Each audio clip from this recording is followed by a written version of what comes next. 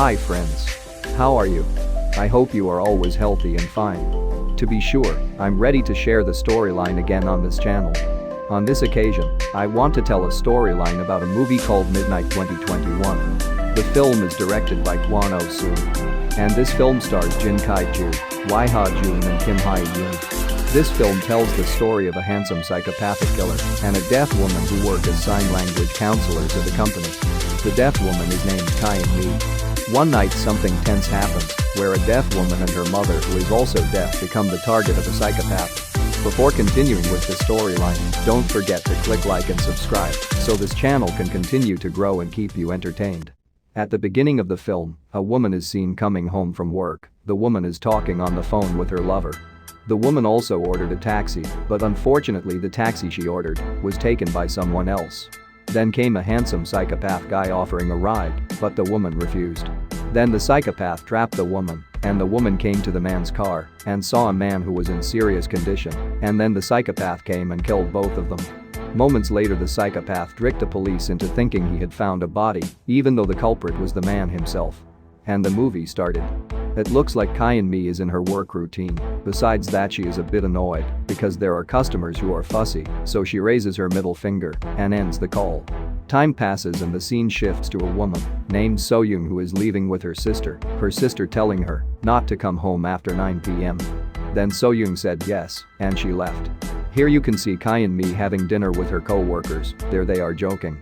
On the one hand, Kai-mi Sedang's mother was happy to have doubled her payment, and she hinted to her two friends that with that much money she would go to Jeju Island with her daughter. After Kai-mi's mother finished, she went home. Across the street his son Kai-mi was ready to pick him up by car, but because both of them were deaf, suddenly a motorbike passed quickly and almost hit his mother, but luckily nothing happened. On the one hand, So-young's brother also went home, but So-young hasn't arrived yet.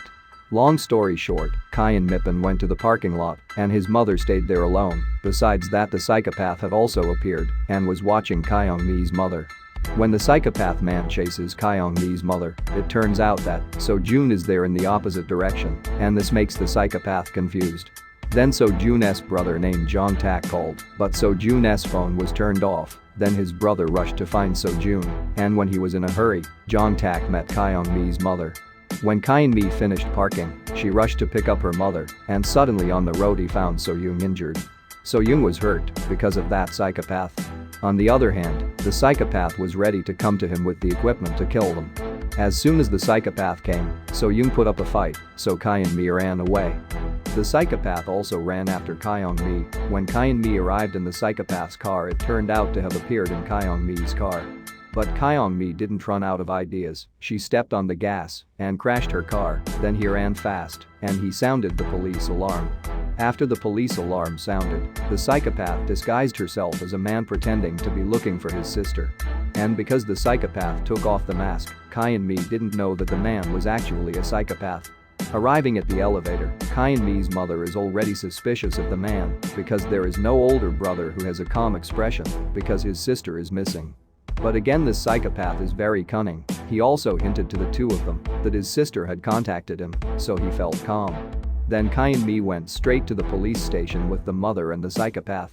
At the police station, Kai-mi explains the chronology of what has happened, and again Kai-mi's mother sees something suspicious, that the cell phone that fell from the man's pocket also has So-jun's face, and his mother hints to Kai-mi. Long story short, Jong-tak came to the police station. There were still Kai-mi and his mother and the psychopath. Then Jong-tak showed one by one the photos of So-young to the people who were there. But when Kai-mi explained that the photo of the woman was the woman he saw, there was an old man who broke the concentration of the investigation. Not long after that, the psychopath attacked Jong-tak with a knife and a fight broke out there. On the other hand, Kai-mi and her mother were scared. They ran outside. And when the officers came, again the psychopath pretended to be attacked by Jong-tak. And unfortunately, the policeman actually believed the psychopathic man.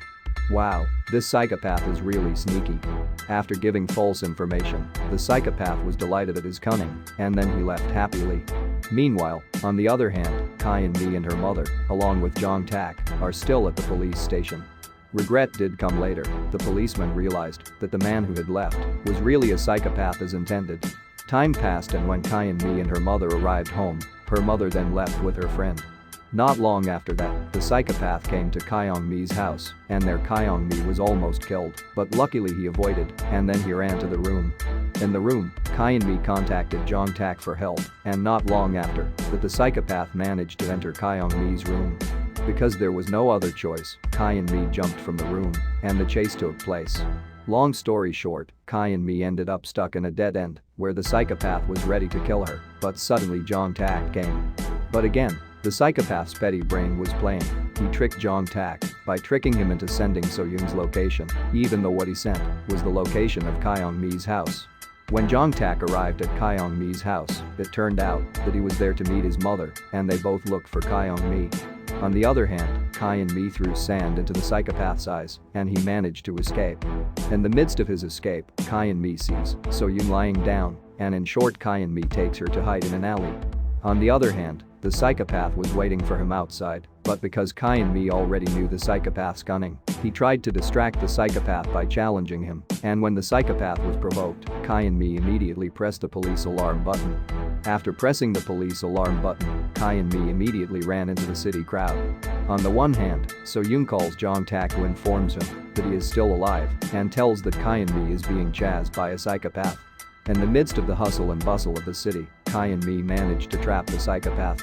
Kyung-mi ran and pretended to stab the psychopath, even though the knife he was holding was aimed at Kyung-mi's stomach. This way people around knew that the man was a psychopath, and the psychopath was eventually shot by the local police to death.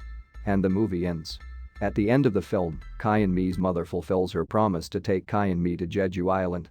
The meaning of this film is that you don't always judge by the cover. That's the storyline for the Midnight 2021 film. If you like this storyline, please like and subscribe. Thank you. See you on the next video.